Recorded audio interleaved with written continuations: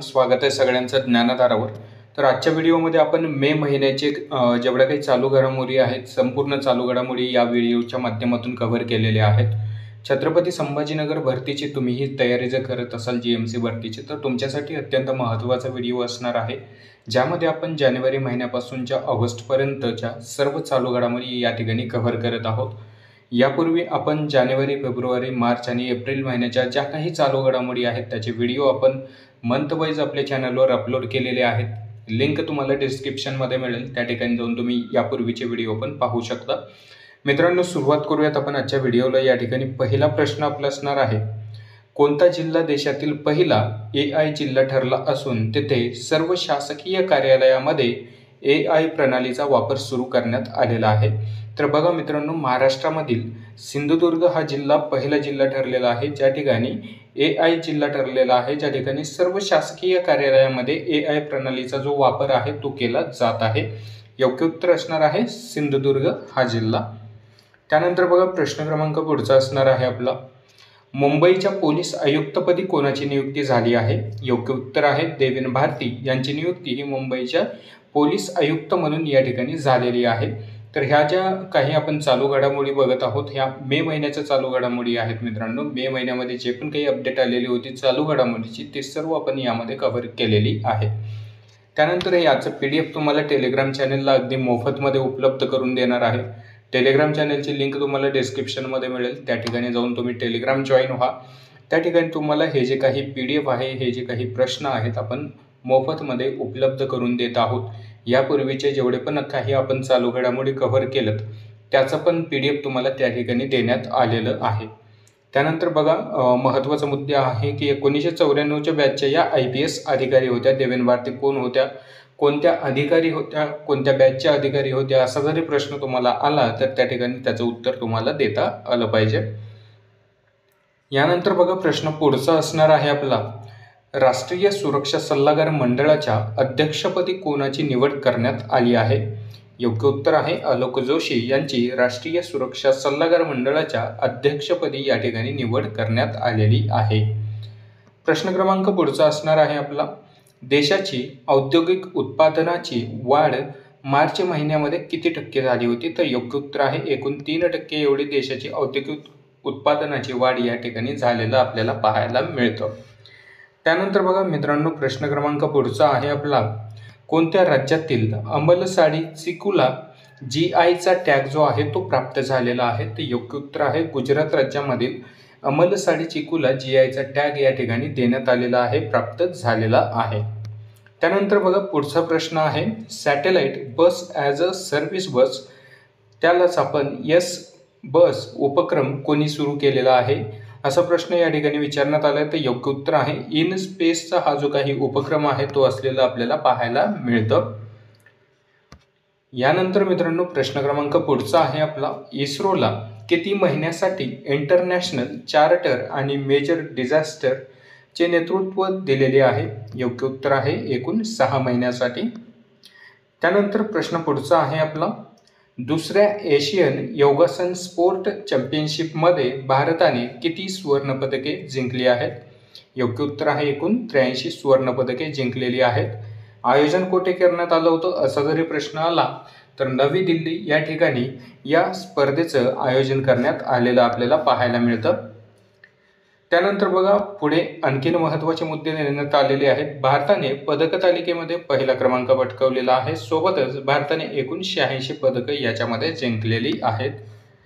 यानंतर प्रश्न आपला पुढचा असणार आहे, SIPRI रिपोर्टनुसार भारत 2024 मध्ये सैन्यावर सर्वात जास्त खर्च करणारा जगातला कितव्या क्रमांकाचा देश या ठिकाणी ठरलेला आहे? तर योग्य उत्तर आहे भारत हा जगातील 5व्या क्रमांकाचा देश ठरलेला आहे, जो की सैन्यावरील खर्चामध्ये।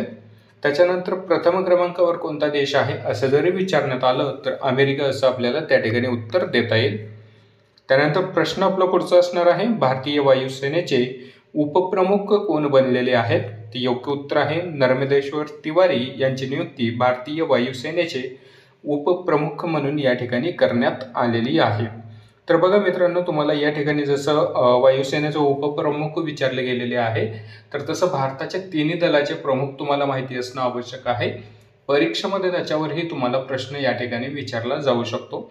भूदल प्रमुख असेल, मग नौदल प्रमुख असेल आणि वायुदल प्रमुख असेल, हे तिन्ही प्रमुख तुम्हाला माहिती असणं आवश्यक आहे.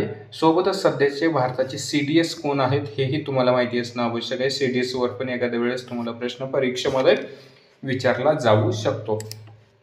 त्यानंतर महत्त्वाचं आहे की ऑपरेशन सिंदूर काही दिवसापूर्वी झालेलं आहे, त्याच्याबद्दलची माहिती तुम्हाला परीक्षेला जाण्याच्या अगोदर बघून जायची आहे. सोबतच अहमदाबाद या ठिकाणी झालेली विमान दुर्घटना असेल त्याच्यावरचे प्रश्न तुम्हाला अभ्यासून जायचे, त्याचा व्हिडिओ आपण चॅनलवर दिलेला आहे, जे आपलं जुनं ज्ञानधाराचं चॅनल आहे, त्या ठिकाणी जाऊन तुम्ही व्हिडिओ पाहू शकता. अहमदाबाद दुर्घटनेची सर्व माहिती आपण त्याच्यामध्ये कव्हर केलेली आहे. त्यानंतर ऑपरेशन सिंदूरबद्दलची सर्व माहिती आपण व्हिडिओमध्ये दिलेली आहे, तेही तुम्ही जाऊन पाहू शकता, जेणेकरून येणाऱ्या परीक्षेमध्ये तुम्हाला यावर प्रश्न विचारण्यात आला तरी त्याचं उत्तर तुम्हाला देता आलं पाहिजे. दोन्ही व्हिडिओच्या लिंक मी तुम्हाला डिस्क्रिप्शनमध्ये ॲड करून देत आहे. सोबतच वर आय बटनमध्ये पण तुम्हाला लिंक मिळून जातील, त्या ठिकाणी जाऊन तेही व्हिडिओ पहा, जेणेकरून अभ्यास हा परफेक्ट आपला झाला पाहिजे. त्यानंतर बघा प्रश्न पुढचा बघणार आहोत आपण. World audio visual and entertainment summit 2025 चे उद्घाटन कोणाच्या हस्ते झाले आहे? योग्य उत्तर आहे पंतप्रधान नरेंद्र मोदी यांच्या हस्ते. त्यानंतर मित्रांनो प्रश्न पुढचा आहे आपला. World audio visual and entertainment summit 2025 चे आयोजन कोठे करण्यात आले? तर मुंबई या ठिकाणी याचं आयोजन करण्यात आलं होतं. त्यानंतर प्रश्न आपला पुढचा आहे. भारतात पहिल्यांदाच Indian institute of creative technology संस्था कोठे स्थापन होणार आहे? योग्य उत्तर आहे मुंबई या ठिकाणी स्थापन होणार आहे. केंद्र सरकारकडून याच्यासाठी 400 कोटी रुपयांचा जो काही निधी आहे तो या ठिकाणी मंजूर करण्यात आलेला आहे. त्यानंतर प्रश्न आपला पुढचा आहे. कोणता देश सौर ऊर्जेपासून अंतराळात वीज निर्माण करणार आहे? तर योग्य उत्तर आहे जपान हा देश सौर ऊर्जेपासून अंतराळामध्ये वीज निर्माण करणार आहे. त्याच्यासाठी योजना जपानकडून आखली जात आहे. त्यानंतर प्रश्न क्रमांक पुढचा आहे आपला. भारताची एकूण वीज निर्मिती क्षमता किती गिगावॅट आहे?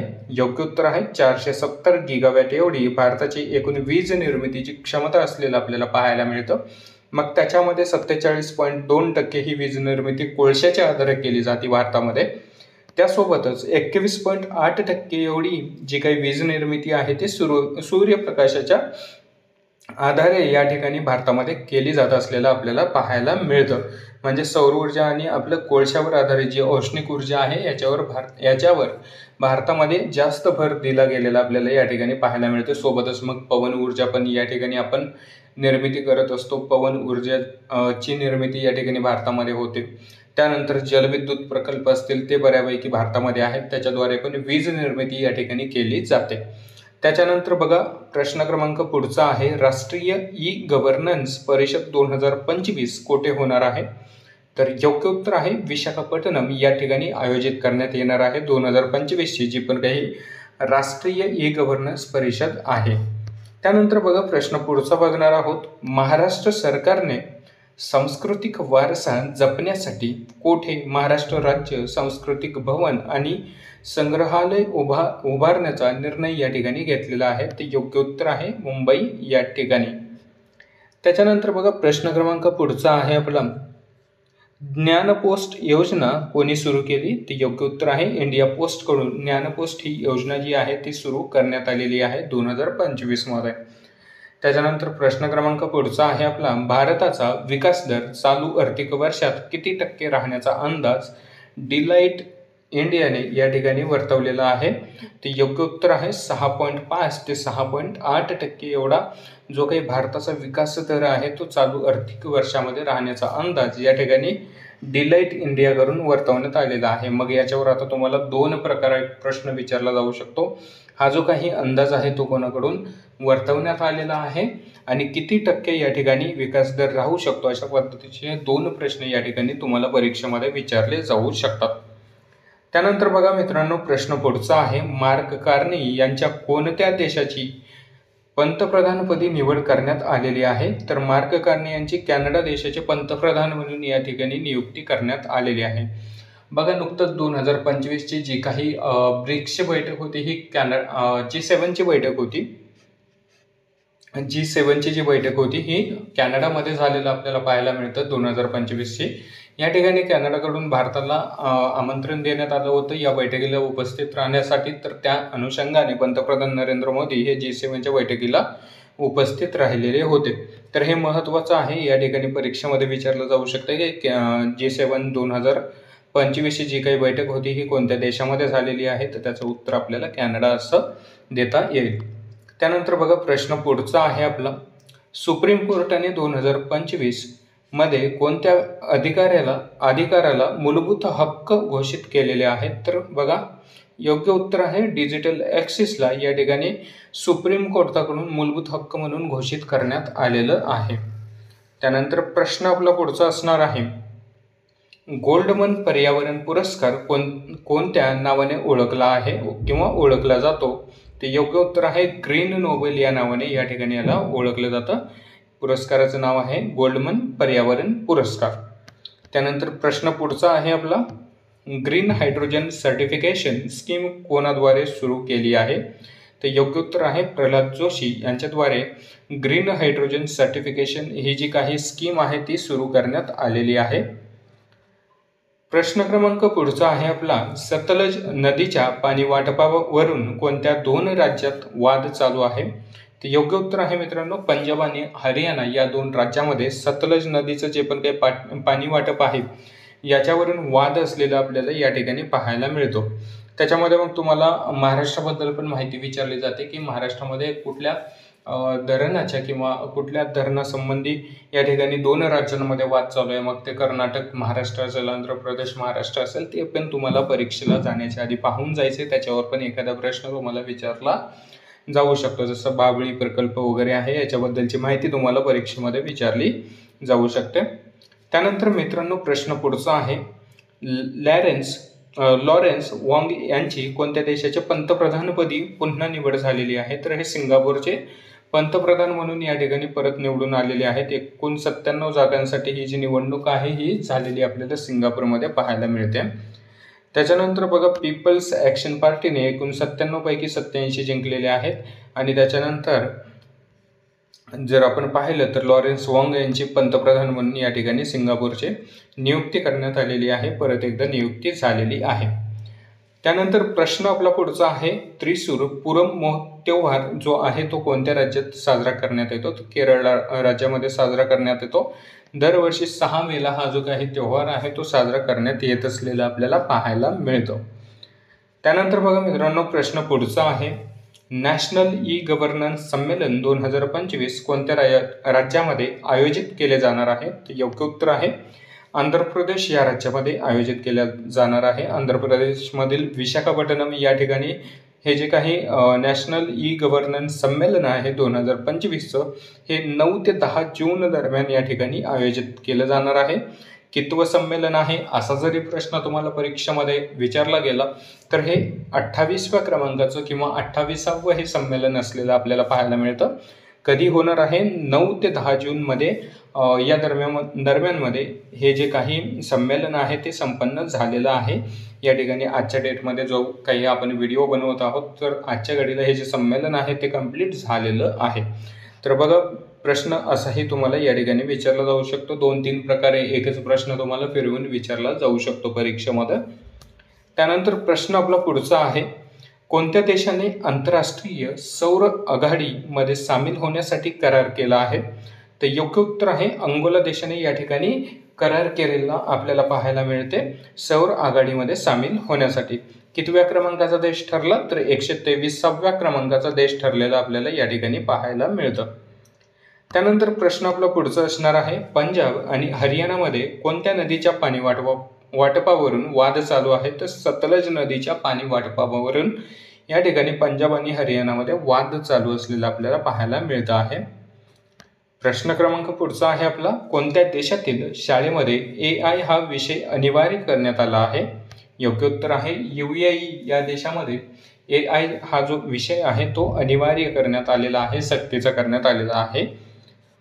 प्रश्न क्रमांक पुढचा आहे आपला, चालू आर्थिक वर्षात भारत कितवी सर्वात मोठी अर्थव्यवस्था बनेल असा अंदाज IMF ने या ठिकाणी वर्तवलेला आहे? योग्य उत्तर आहे चौथी सर्वात मोठी अर्थव्यवस्था बनेल असा विश्वास IMFने या ठिकाणी वर्तवलेला होता. आज आपण ऑगस्टमध्ये हा जो व्हिडिओ आहे तो बनवत आहोत. आज म्हणजे ऑगस्टमध्ये आपण जर पाहायला गेलं तर आजच्या डेटमध्ये हे भारत हा जो आहे जगातील सर्वात मोठी चौथी अर्थव्यवस्था जी आहे तो बनलेला आहे. हा अंदाज या ठिकाणी जर आपण पाहिलं तर मेमध्ये वर्तवण्यात आलेला होता IMF कडून. आजच्या डेटमध्ये जर आपण पाहिलं तर भारत ही जगातील चौथ्या क्रमांकाची जी काही अर्थव्यवस्था आहे ती बनलेली आहे. त्यानंतर प्रश्न क्रमांक पुढचा आहे आपला, भारतीय लष्कराने पाकिस्तान विरुद्ध कोणते ऑपरेशन सुरू केले आहे? योग्य उत्तर आहे ऑपरेशन सिंदूर. या ठिकाणी भारतीय लष्कराने पाकिस्तान विरुद्ध सुरू केलेला आपल्याला पाहायला मिळतं. जो काही पहलगाम येथे दहशतवादी हल्ला झाला होता त्या हल्ल्याचं कुठेतरी प्रत्युत्तर म्हणून या ठिकाणी भारतीय लष्कराकडून ऑपरेशन सिंदूर या ठिकाणी राबवण्यात आलेलं होतं. याच्याबद्दलचा एक संपूर्ण सविस्तर व्हिडिओ आपण बनवलेला आहे. जे जुने विद्यार्थी आहेत त्यांना माहिती, आपलं ज्ञानधारा हे जुनं चॅनल आहे त्याच्यावर हे व्हिडिओ आपण अपलोड केलेले आहेत. त्याची लिंक तुम्हाला मी डिस्क्रिप्शनमध्ये देईल. सोबतच वर आय बटनमध्ये पण तुम्हाला व्हिडिओची लिंक मिळेल. तोही व्हिडिओ पहा. त्या ठिकाणी तुम्हाला ऑपरेशन सिंदूरचा व्हिडिओ तर मिळेलच मिळेल. सोबतच अहमदाबाद येथे झालेली जी काही विमान दुर्घटना होती याच्यावर पण आपण सविस्तर व्हिडिओ बनवलेला आहे. तोही व्हिडिओ पहा. परीक्षेमध्ये या दोन्ही जे काही घटना घडलेल्या आहेत याच्यावर प्रश्न तुम्हाला विचारले जाऊ शकतात. त्यानंतर महत्त्वाचा मुद्दा जर आपण यामध्ये पाहिलं तर भारतीय सैन्याने पाकिस्तानच्या एकूण 9 जागांवरती किंवा 9 स्थळावरती एअर स्ट्राईक केलेलं आपल्याला या ठिकाणी पाहायला मिळतं. 9 साईटवरती एअर स्ट्राईक भारताकडून करण्यात आलेली आहे. त्यानंतर बघा प्रश्न पुढचा आहे आपला, भारत आणि कोणत्या देशाने मुक्त व्यापार करारावर या ठिकाणी स्वाक्षरी केलेली आहे? तर भारत आणि ब्रिटनमध्ये मित्रांनो मुक्त व्यापार करार जो आहे याच्यावर सही करण्यात आलेली आहे. ॲग्रीमेंट या ठिकाणी साईन करण्यात आलेला आपल्याला पाहायला मिळतं आहे. त्याच्यानंतर प्रश्न क्रमांक पुढचा आहे, महाराष्ट्र राज्य सरकारची मंत्रिमंडळाची बैठक पहिल्यांदा कोणत्या खेडेगावात पार पडली? तर योग्य उत्तर आहे चौंडी या नावाच्या खेडेगावामध्ये महाराष्ट्रातील जे काही मंत्रिमंडळ आहे यांची पहिल्यांदाच एखाद्या खेडेगावामध्ये ही जी काही बैठक आहे ती पार पडलेली आपल्याला पाहायला मिळतं. हा जो प्रश्न आहे मित्रांनो तुम्हाला IMP मध्ये ठेवायचा आहे. हा प्रश्न परीक्षेमध्ये तुम्हाला विचारला जाऊ शकतो. जे पण काही मी प्रश्न तुम्हाला IMP मध्ये ठेवायला सांगत आहे एका नोटबुकमध्ये तुम्ही लिहून ठेवा साईडला, जेणेकरून परीक्षेला जाण्याआधी तुमचं रिव्हिजन त्याच्यावरती झालं पाहिजे. कारण महत्त्वाचे प्रश्न आहेत तेच तुम्हाला मी IMP करायला सांगत आहे, जे की विचारले जाण्याची शक्यता ही अत्यंत जास्त प्रमाणात आहे. तर बघा महत्त्वाचा मुद्दा आहे, अहिल्यादेवी होळकर यांचे जन्मगाव होतं त्याच्यामुळे ह्या गावाची निवड या ठिकाणी करण्यात आली होती. आणि इतिहासात पहिल्यांदाच महाराष्ट्राचे जे काही मंत्रिमंडळ आहे यांची बैठक एखाद्या खेडेगावामध्ये झाली होती आणि त्या खेडेगावाचं नाव जरी विचारलं तर चौंडी असं खेडेगावाचं नाव आपल्याला या ठिकाणी सांगता येईल. त्यानंतर प्रश्न आपला पुढचा आहे, IMFच्या आकडेवारीनुसार भारताचा GDP 2025 नुसार किती अब्ज डॉलरपर्यंत पोहोचेल? ते योग्य उत्तर आहे 4,187 अब्ज डॉलरपर्यंत पोहोचण्याचा जो काही अंदाज आहे तो IMF कडून या ठिकाणी वर्तवण्यात आला होता. हा काही प्रश्न तुम्हाला विचारला जाणार नाही परीक्षेमध्ये, कारण सध्या भारत हा जो काही चौथी अर्थव्यवस्था आहे ती बनलेला आहे. त्याच्यानंतर याच्यामध्ये महत्त्वाचा मुद्दा पण आपण घेतला होता की भारत 27 मध्ये $5 ट्रिलियन अर्थव्यवस्था बनेल. असाही मुद्दा या ठिकाणी असाही अंदाज या ठिकाणी IMF कडून वर्तवण्यात आलेला आहे. तर मग एखाद्या वेळेस हा जर प्रश्न तुम्हाला परीक्षेमध्ये विचारला गेला तर त्याचं उत्तर आपल्याला देता आलं पाहिजे. 2027 पर्यंत किती डॉलरची? तर $5 ट्रिलियन या ठिकाणी अर्थव्यवस्था बनण्याचा जो काही अंदाज आहे तो IMF कडून या ठिकाणी वर्तवण्यात आलेला आहे. दुसरा मुद्दा जर बघितला तर भारताचा GDP 2027 पर्यंत 5,069 अब्ज डॉलर पोहोचेल असंही या ठिकाणी IMF कडून सांगण्यात आलेलं आहे. बघणं महत्त्वाचं ठरणार आहे की 2027 पर्यंत खरंच आपलं 5,069 अब्ज डॉलरपर्यंत भारताची अर्थव्यवस्था जी आहे ती पोहोचते का? त्यानंतर बघा प्रश्न क्रमांक पुढचा असणार आहे आपला, जगाच्या एकूण कचऱ्यातील किती टक्के अन्नाचा वाटा आहे? तर एकूण 40% एवढा अन्नाचा वाटा असलेला आपल्याला कचऱ्यामध्ये पाहायला मिळतो. त्यानंतर प्रश्न पुढचा असणार आहे आपला, यशवंतराव चव्हाण पंचायत राज अभियान पुरस्काराअंतर्गत महाराष्ट्रातील कोणत्या जिल्हा परिषदेला प्रथम पुरस्कार या ठिकाणी मिळालेला आहे? तर बघा मित्रांनो, हे जो काही पुरस्कार आहे 2024-25 या वर्षाचा पुरस्कार आहे. वर्धा या महानगरपालिकेला या ठिकाणी वर्धा या जिल्हा परिषदेला या ठिकाणी हा जो काही पुरस्कार आहे तो मिळालेला आपल्याला पाहायला मिळतो. महाराष्ट्र शासनातर्फे हा पुरस्कार 2005 व 6 पासून दिला जात आहे. म्हणजे 2005-6 पासून या पुरस्काराला जी आहे सुरुवात झालेली आहे. 2024-25 हा पुरस्कार आहे. वर्धा या जिल्हा परिषदेला हा पुरस्कार देण्यात आलेला आपल्याला पाहायला मिळत आहे. त्याच्यानंतर प्रश्न आपला पुढचा असणार आहे, भारतीय विज्ञान आणि तंत्रज्ञान विभागाच्या सर्वेक्षण अहवालानुसार देशाची किनारपट्टीची लांबी एकूण 7,516 वरून किती किलोमीटर इतकी निश्चित करण्यात आलेली आहे. तर योग्य उत्तर आहे मित्रांनो 11,098.81 किलोमीटर एवढी भारताची जी सागरी सीमा आहे ती आता झालेली आपल्याला पाहायला मिळते. या सागरी सीमेवर एक जुना व्हिडिओ मी बनवलेला होता, तो आपण चॅनलवर अपलोड केलेला आहे, ज्ञानधारावर आहे. त्याचीही लिंक मी तुम्हाला डिस्क्रिप्शनमध्ये ॲड करून देतो. भारताची सागरी सीमा का वाढलेली आहे, मग भारताचं क्षेत्रफळ वाढलेलं आहे का, मग यापूर्वी जी सागरी सीमा होती ती चुकीची होती का, मग ह्या सर्व गोष्टी जी आहेत आपण त्या व्हिडिओमध्ये कव्हर केलेल्या आहेत. आणि काय कारण आहे ज्याच्यामुळे भारताची जी सागरी सीमा आहे ती वाढलेली आहे हे तुम्हाला माहिती असणं आवश्यक आहे. जर सध्याला तुम्हाला परीक्षेमध्ये साधा सिंपल जरी प्रश्न विचारला गेला की भारताची एकूण सागरी सीमा किती आहे, तर जी जुनी सागरी सीमा होती तोही ऑप्शनमध्ये तुम्हाला पर्याय दिसेल आणि आता ही जी नवीन सागरी सीमा आहे हाही ऑप्शन पर्यायामध्ये दिसेल तुम्हाला. परंतु त्या ठिकाणी उत्तर देता आलं पाहिजे. खरंच 11,098.81 चौरस किलोमीटर एवढी भारताची सागरी सीमा आहे का, आहे तर ती कशामुळे वाढलेली आहे हे आपल्याला माहिती असणं आवश्यक आहे. मी व्हिडिओ घेतलेला आहे, संपूर्ण माहिती त्यात घेतलेली आहे, लिंक मग तुम्हाला डिस्क्रिप्शनमध्ये मिळून जाईल. त्यानंतर बघा महत्त्वाच्या मुद्द्यामध्ये जर आपण पाहिलं तर गुजरात राज्याची किनारपट्टीची लांबी या ठिकाणी या नवीन जी काही सागरी किनारपट्टी आहे ती मोजण्यात आलेली आहे. त्याच्यानुसार जर आपण पाहिलं तर गुजरात राज्याला सर्वाधिक सागरी किनारपट्टी असलेल्या या मोजणीनंतर स्पष्ट झालेलं आहे. त्याच्यानंतर दुसरा जर आपण महत्त्वाचा मुद्दा पाहिला तर या अहवालानुसार महाराष्ट्राची किनारपट्टी ही 158 किलोमीटरने वाढलेली आपल्याला पाहायला मिळते. मग त्यामध्ये महाराष्ट्रामध्ये सर्वाधिक जास्त सागरी किनारपट्टी कोणत्या जिल्ह्याला लाभलेली आहे, त्यापाठोपाठ दुसऱ्या क्रमांकाची सर्वाधिक कोणत्या जिल्ह्याला आहे, सर्वात कमी कोणत्या जिल्ह्याला आहे हे माहिती असणं आवश्यक आहे. त्यानंतर वाढलेली जी काही सागरी किनारपट्टी आहे, सर्वात जास्त सागरी किनारपट्टी कोणत्या जिल्ह्याची वाढली आहे, त्यानंतर सर्वात कमी कोणत्या जिल्ह्याची वाढलेली आहे, हे सगळे प्रश्न तुमचे एकाच व्हिडिओमध्ये या ठिकाणी तुम्हाला मिळून जातील. लिंक तुम्हाला डिस्क्रिप्शनमध्ये देईल. जर तुम्हाला पर्सनल लिंक पाहिजे असेल तर टेलिग्रामला या ठिकाणी मेसेज करा. त्यानंतर बघा महत्त्वाचा पुढचा एक मुद्दा आहे आपला, महाराष्ट्राची किनारपट्टी 720 वरून 877 किलोमीटर झालेली आहे. परीक्षेमध्ये जर प्रश्न विचारला गेला की महाराष्ट्राला एकूण किती किलोमीटरचा समुद्र किनारा लाभलेला आहे, पर्यायामध्ये तुम्हाला 720 हा पण ऑप्शन दिसेल. त्यानंतर पर्यायामध्ये तुम्हाला 877 किलोमीटर हाही ऑप्शन या ठिकाणी दिसेल.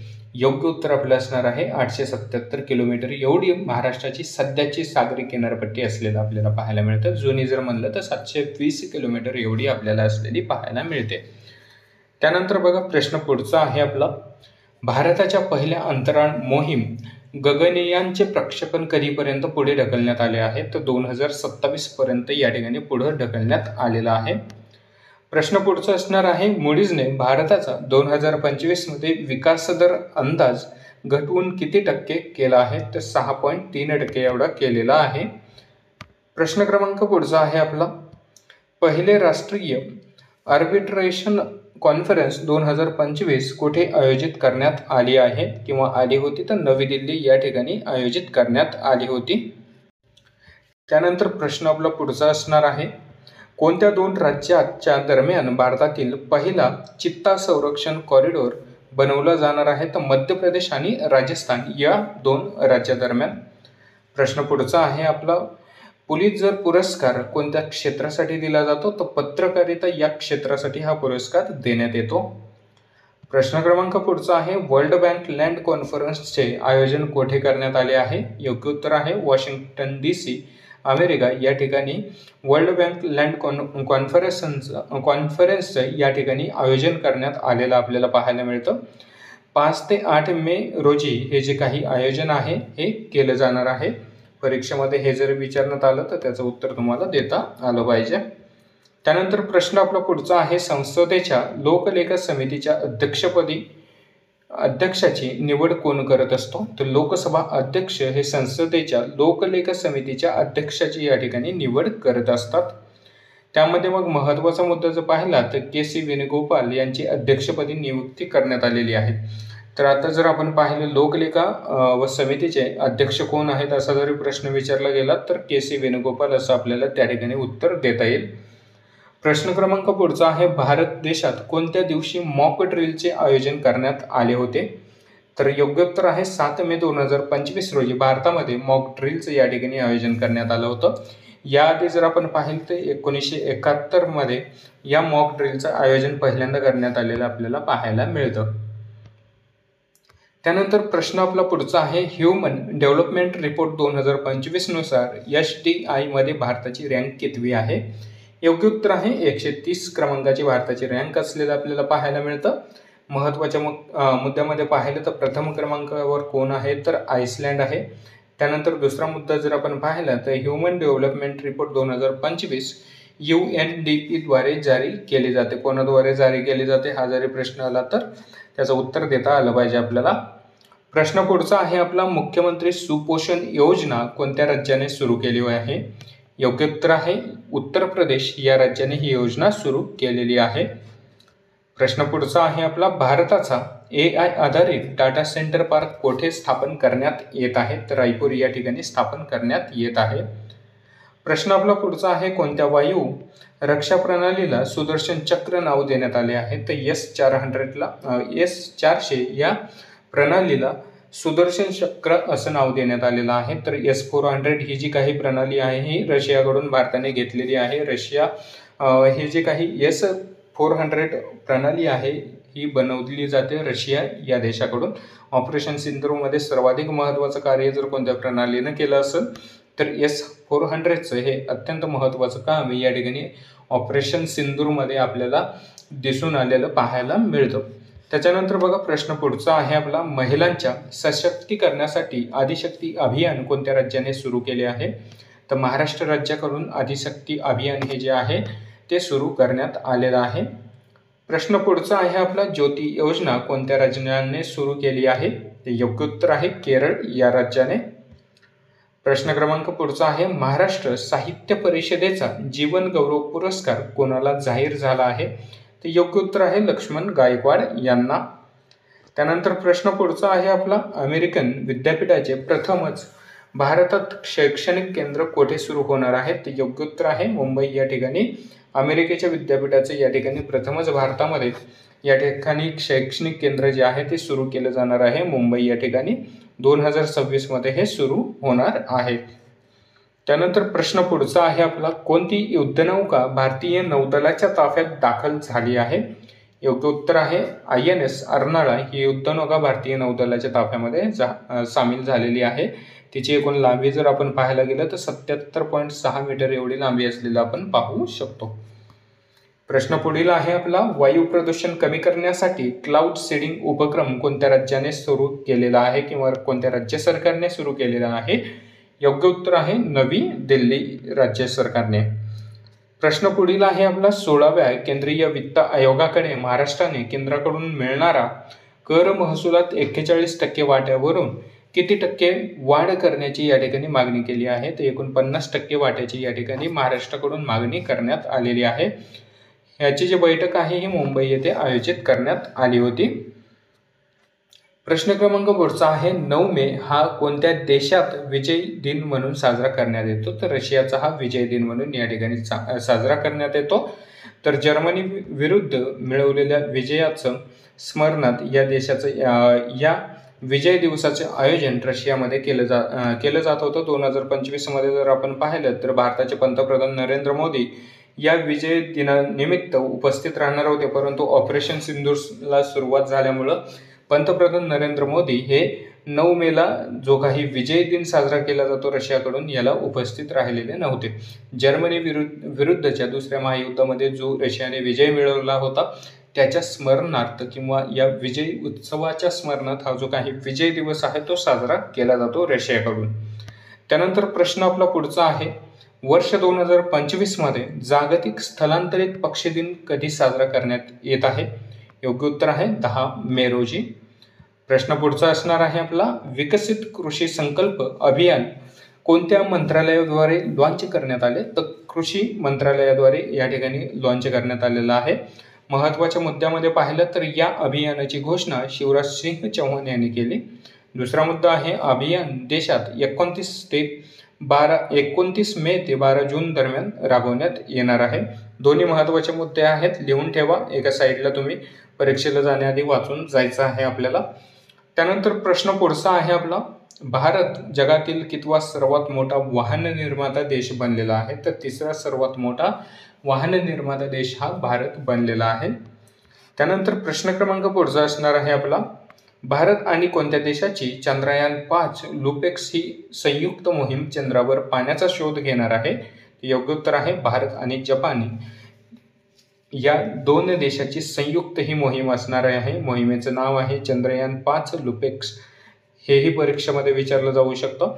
त्यानंतर महत्त्वाच्या मुद्द्यामध्ये जर पाहिलं तर ही मोहीम 2028 ते 29 मध्ये प्रक्षेपित केली जाणार आहे, लॉन्च केली जाणार आहे. त्यानंतर प्रश्न पुढचा आहे, भारत आणि कोणत्या देशाने CEPA करारावर या ठिकाणी स्वाक्षरी केलेली आहे? तर भारत आणि चिली या देशाने. प्रश्न पुढचा आहे आपला, महाराष्ट्र मध्य प्रदेश आंतरराज्य नियंत्रण मंडळाची 28वी बैठक कुठे आयोजित करण्यात आली होती? तर भोपाळ या ठिकाणी आयोजित करण्यात आली होती. प्रश्न क्रमांक पुढचा आहे, तापी खोरे पुनर्भरण प्रकल्पाचा किती खर्च केंद्र सरकार करणार आहे? तर एकूण 90% एवढा खर्च जो आहे केंद्र सरकारकडून केला जाणार आहे. प्रश्न पुढचा आहे, नॅशनल टेक्नॉलॉजी डे कधी साजरा करण्यात येतो? तर 11 मेला नॅशनल टेक्नॉलॉजी डे हा साजरा केला जात असतो दरवर्षी. प्रश्न क्रमांक पुढचा आहे, कोणत्या उद्योग समूहाने देशात पहिल्यांदाच हायड्रोजन ट्रकचा वापर केला आहे? तर अदानी समूहाने. प्रश्न क्रमांक पुढचा आहे, जनता की कहाणी मेरी आत्मकथा हे बुक कोणी लिहिलेलं आहे? बघा मित्रांनो, 2025 मध्ये हे जे बुक आहे लॉन्च झालेलं आहे. याचे लेखक आहेत बंडारू दत्तात्रेय आणि प्रकाशन केलेलं आहे जगदीप धनखड यांच्याकडून. उपराष्ट्रपती देशाचे सध्या यांनी राजीनामा दिलेला आहे. नवीन राष्ट्रपती पदासाठीची या ठिकाणी निवडणूक लवकरच पार पडणार आहे. त्याच्यानंतर बघा प्रश्न पुढचा आहे, जगातील सर्वात उंच बांध कुठे बांधण्यात आलाय? तर चीन या देशामध्ये. उंची आहे 315 मीटर एवढी. प्रश्न क्रमांक पुढचा आहे, महाराष्ट्र राज्य सहकार क्षेत्राला किती वर्ष पूर्ण झाले? तर 150 वर्ष पूर्ण झालेले आपल्याला पाहायला मिळतात. प्रश्न क्रमांक पुढचा आहे, देशातील एकूण विदेशी गुंतवणुकीत महाराष्ट्र राज्याचा वाटा किती आहे? तर एकूण 31% एवढा असलेला पाहायला मिळतो. देशातील सर्वाधिक वाटा हा महाराष्ट्राकडे आहे विदेशी गुंतवणुकीचा. त्यानंतर प्रश्न पुढचा आहे, UP अग्रेस आणि AI प्रज्ञा हे दोन्ही प्रोग्राम कोणत्या राज्यामध्ये सुरू करण्यात आले? तर उत्तर प्रदेश या राज्यामध्ये.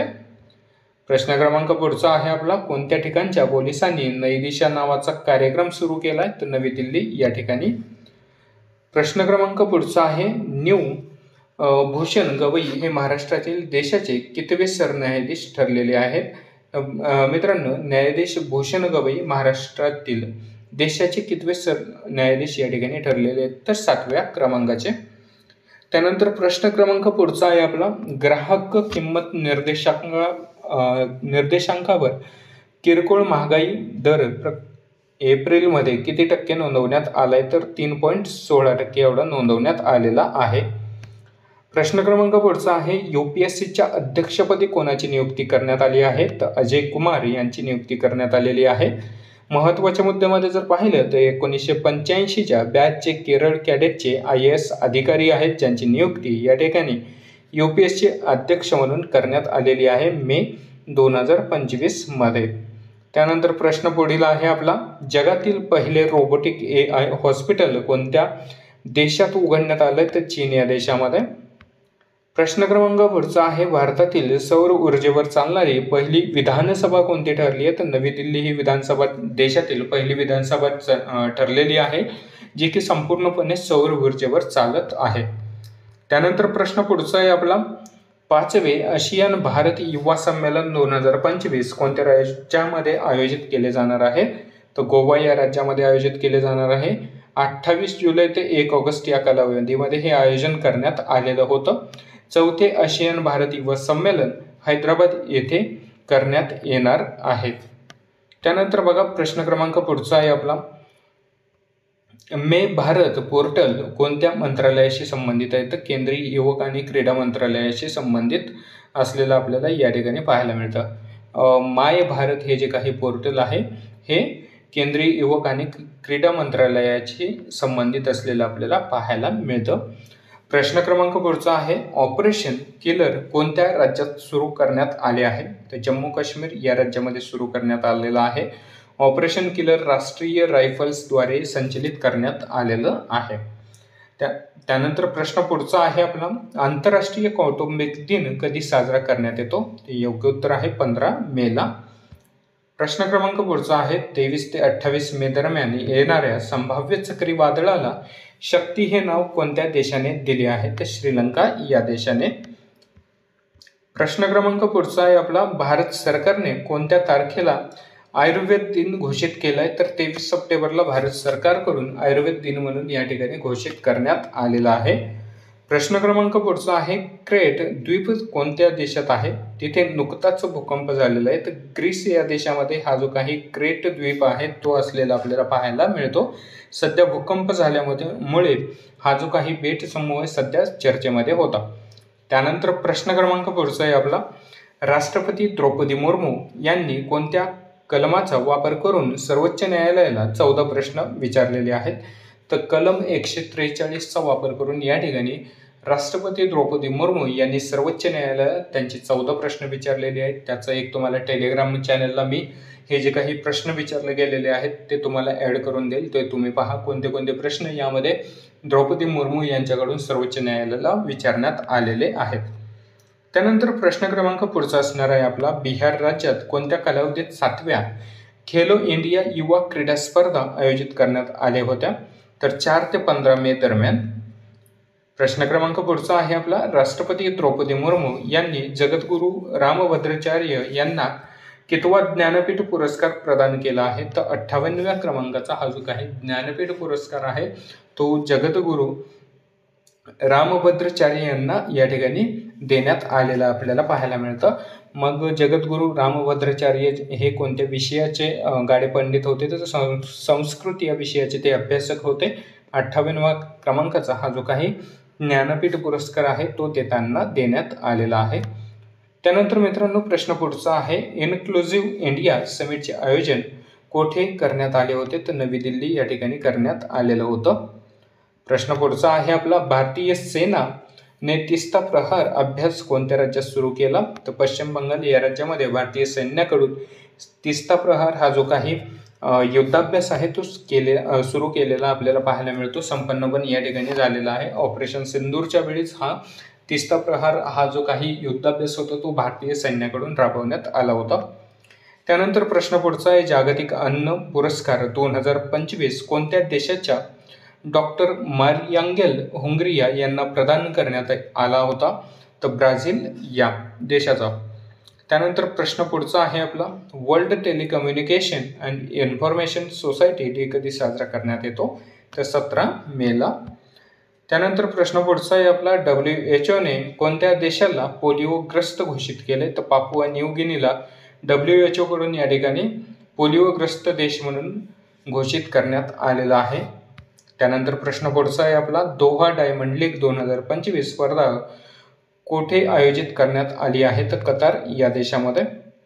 प्रश्न क्रमांक पुढचा आहे आपला, पहिला सागरमाथा संवादाचे आयोजन कोणत्या देशामध्ये करण्यात आलेले आहे? तर नेपाळ या देशामध्ये पहिल्या सागरमाथा संवादाचे या ठिकाणी आयोजन करण्यात आलेलं आपल्याला पाहायला मिळत आहे. प्रश्न क्रमांक पुढचा आहे आपला, कुंभमेळा कोणत्या राज्यामध्ये आयोजित करण्यात आला होता? तर उत्तराखंड या राज्यामध्ये कुंभमेळ्याचं आयोजन या ठिकाणी करण्यात आलेलं होतं. तर कुंभमेळा कोणता आहे? पुष्कर कुंभमेळा याचं आयोजन उत्तराखंडमध्ये करण्यात आलं होतं 2025 मध्ये. त्यानंतर उत्तर प्रदेशमध्ये यावर्षी कुंभमेळ्याचं आयोजन करण्यात आलं होतं.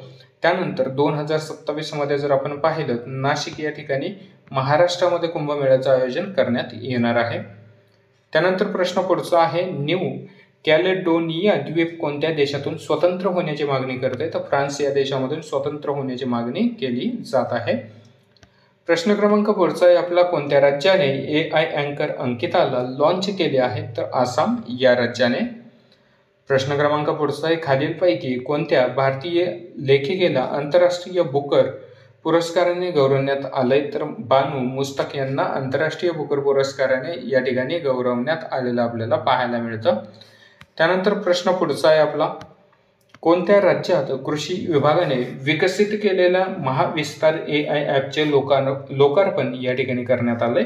तर महाराष्ट्र राज्याने. त्यानंतर प्रश्न पुढचा आहे आपला, जागतिक जैवविविधता दिन 2025 ची थीम काय आहे?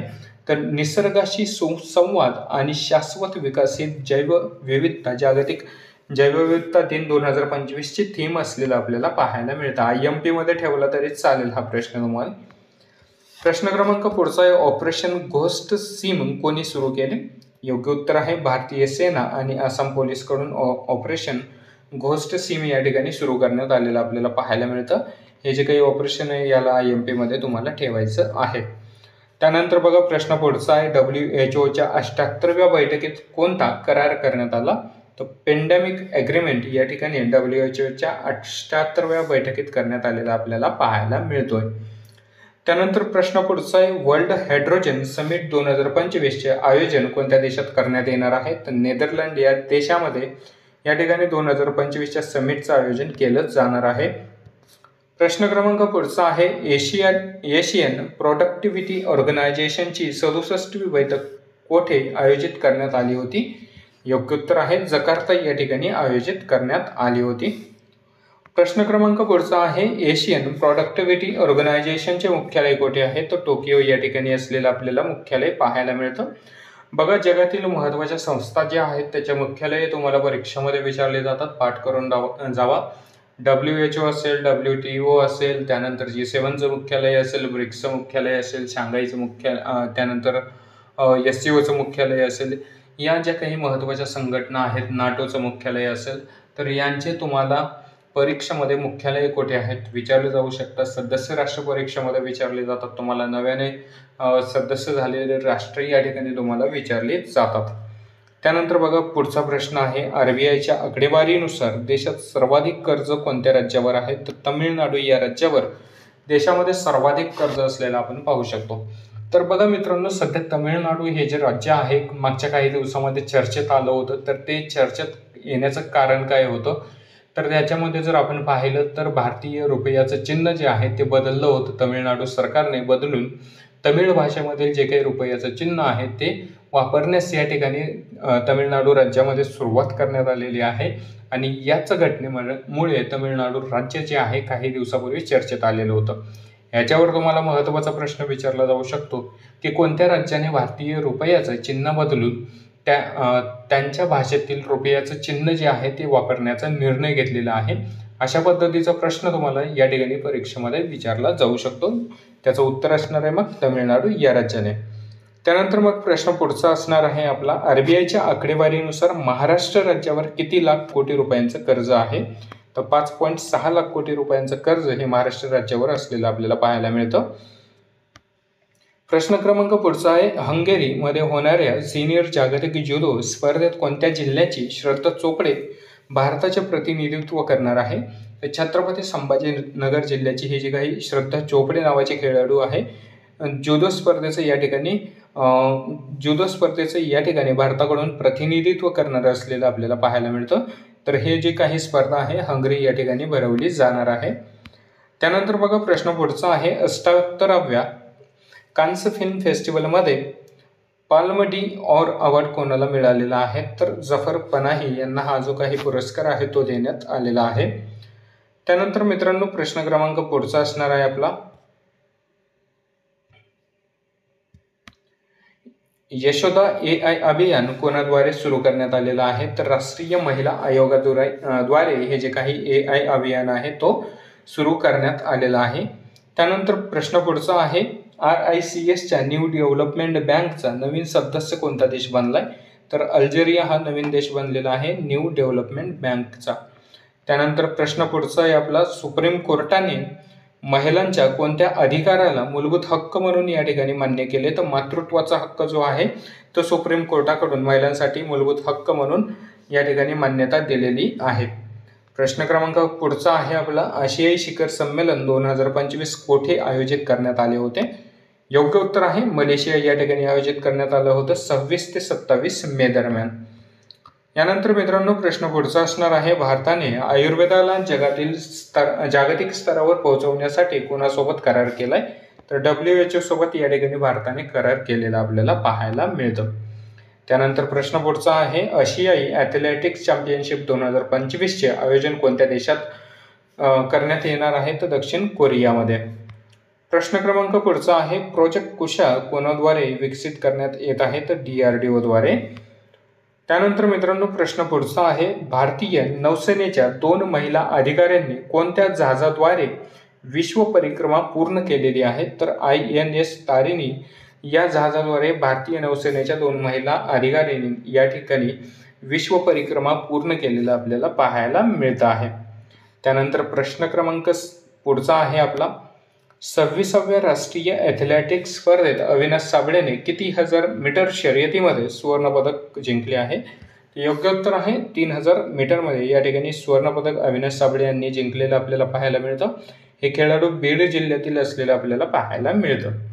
त्यानंतर प्रश्न पुढचा असणार आहे आपला, 26व्या राष्ट्रीय ॲथलेटिक्स स्पर्धेत अविनाश साबळेने कोणते पदक जिंकलेलं आहे? तर सुवर्णपदक जिंकलेलं आहे. प्रश्न क्रमांक पुढचा आहे आपला, कोणत्या संस्थेच्या इतिहासात पहिल्यांदा महिला कॅडेट तुकडी बाहेर पडलेली आहे? NDAच्या इतिहासामध्ये पहिल्यांदाच महिला कॅडेट तुकडी जी आहे ती बाहेर पडलेली आपल्याला पाहायला मिळते.